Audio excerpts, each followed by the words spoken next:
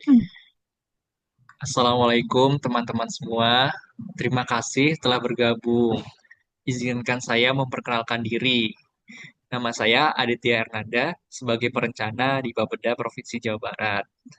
Saya akan memandu jalannya diskusi kali ini. Pertama-tama, teman-teman boleh nih kenalin dulu. Halo, perkenalkan saya Seski Oktalifa sebagai auditor ahli pertama di Inspektorat Jawa Barat. Teman-teman, kenalkan saya Gian Saptari Pratama sebagai surveyor pemetaan ahli pertama di Dinas Bina Marga dan Penataan Ruang Provinsi Jawa Barat. Halo, saya Meta Maria Azahra. Saya psikiater di Rumah Sakit Jiwa Provinsi Jawa Barat.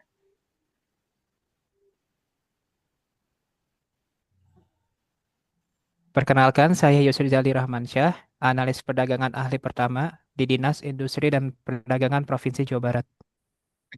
Terima kasih teman-teman udah memperkenalkan dirinya. Kita langsung aja ya. Untuk mendukung pelaksanaan penyelenggaraan pemerintahan dalam upaya mewujudkan smart governance, teman-teman punya isu apa aja nih yang menjadi perhatian? Untuk saya sih Hmm, Kang, transparansi dan objektivitas penilaian kinerja. Kalau saya ada isu mengenai gimana sih keterkaitan antara kinerja individu dengan kinerja organisasi. Saya juga ada Kang, mungkin membahas ini kali ya tentang pengembangan kapasitas SDM dan manajemen talenta. Isunya menarik-menarik ya. Kita bahas satu-satu dulu ya dari isu yang disampaikan oleh Kang Giar terkait transparansi dan objektivitas penilaian kerja. Jadi nih, menurut teman-teman, apakah kinerja kita sebagai CPNS sudah terukur dengan baik? Karena kaitannya dengan transparansi dan objektivitas. Bagaimana pandangan teman-teman nih?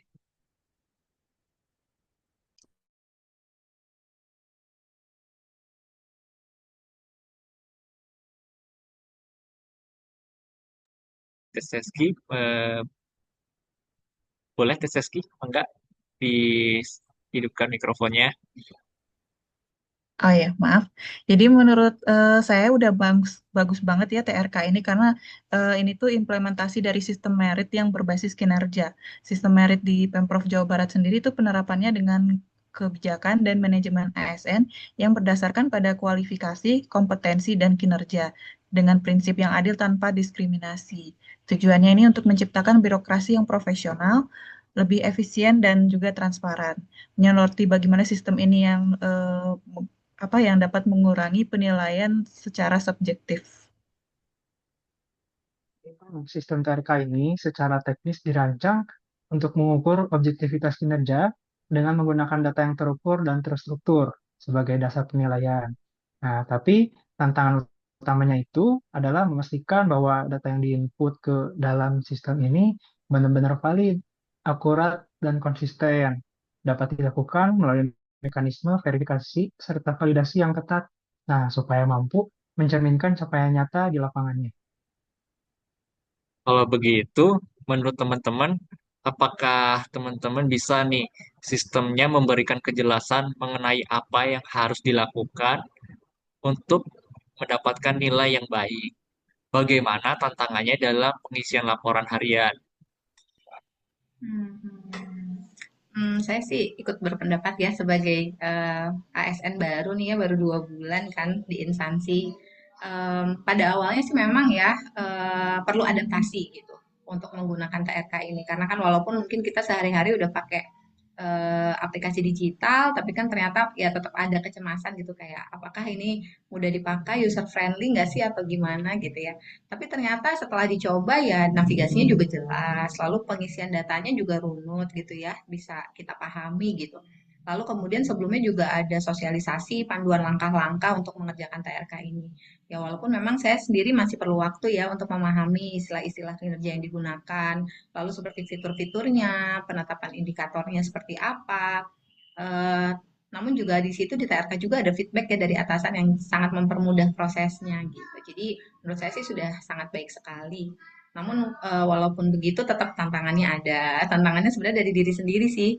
kayak bagaimana kita harus tetap konsisten gitu untuk mendokumentasikan apa yang kita lakukan sehari-hari. Karena kan mungkin kalau pas lagi hektik, lagi riweh gitu istilahnya ya, kadang suka terlupa gitu untuk mendokumentasikan. Jadi ya menurut saya kita juga sendiri harus membuat habit habit sendiri gitu ya, kebiasaan untuk mengerjakan TRK ini.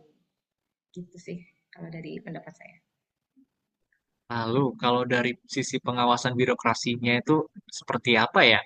Apakah ada yang main-main seperti itu?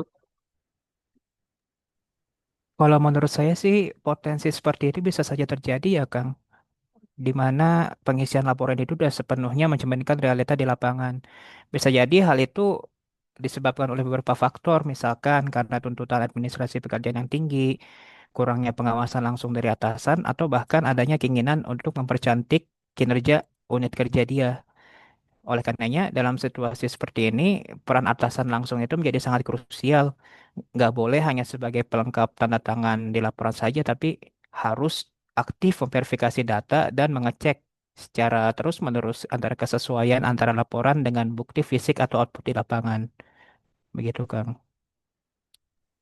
Ya, terima kasih ya teman-teman udah bagiin pandangannya terkait isu yang pertama tadi. Kita lanjut ya ke isu yang kedua, kaitannya dengan kinerja individu dan kinerja organisasi. Eh, kita kan tahu nih, smart government itu tentang efisiensi dan pencapaian tujuan. Lalu, untuk di TRK Jabar sendiri dirancang untuk menghubungkan kinerja individu dengan kinerja organisasi. Bagaimana sistem ini memastikan kinerja seorang ASN, misalnya di tingkat staf, bisa berkontribusi pada skala yang lebih besar. Kira TRK ini nggak boleh disusun secara asal-asalan, melainkan perlu diturunkan dari perkin atasannya selaras dengan tujuan organisasi.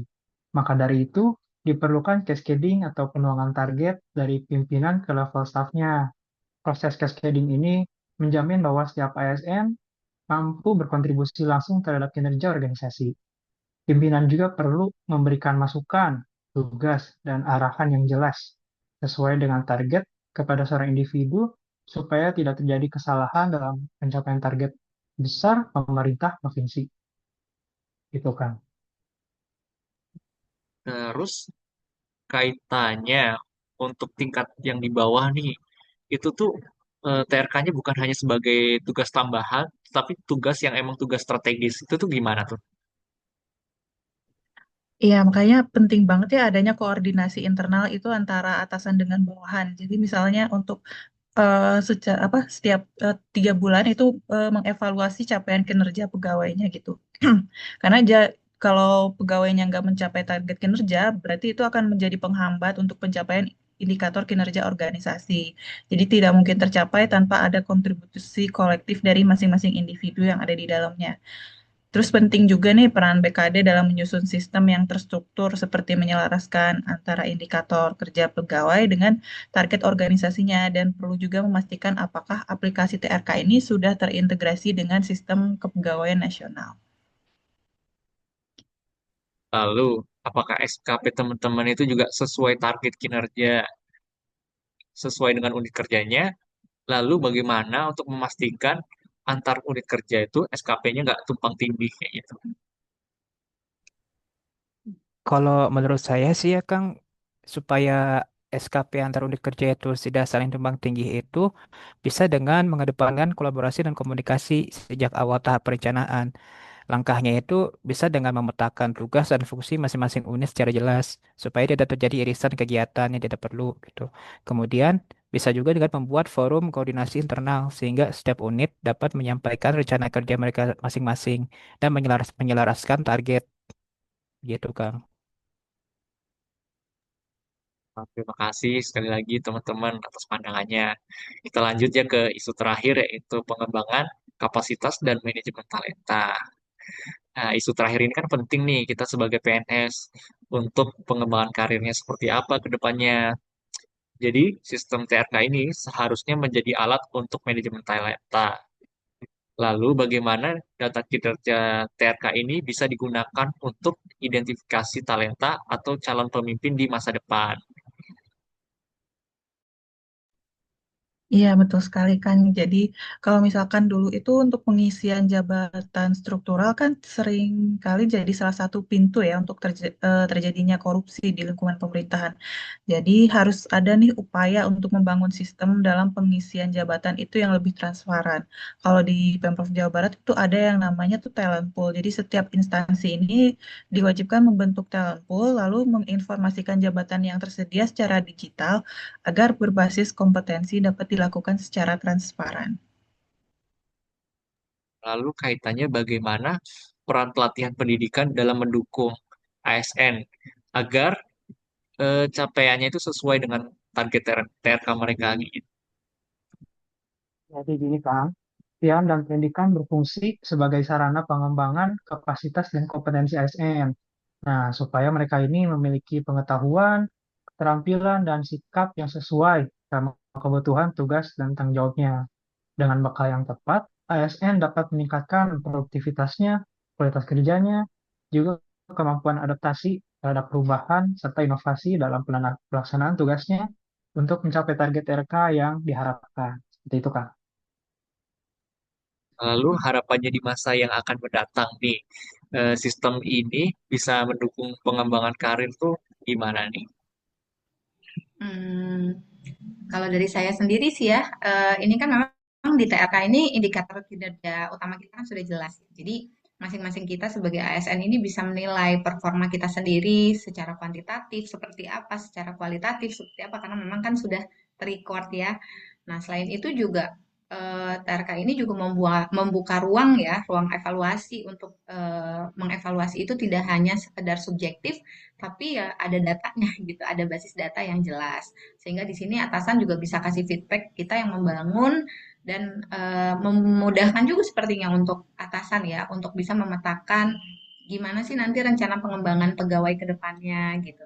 Yang ini nanti bagusnya di mana, sesuai dengan bidang kompetensinya masing-masing. Seperti itu sih. Kira-kira nih apa masukannya nih biar terintegrasi dengan pengembangan SDM?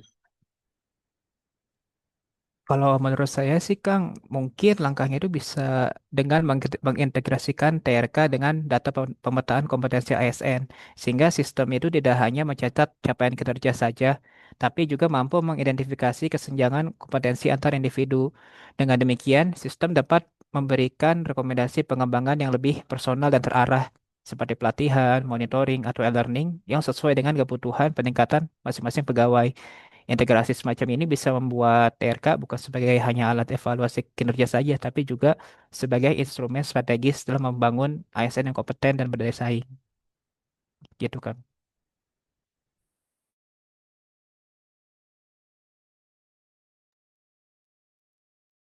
Izin Kang, masih ke mute.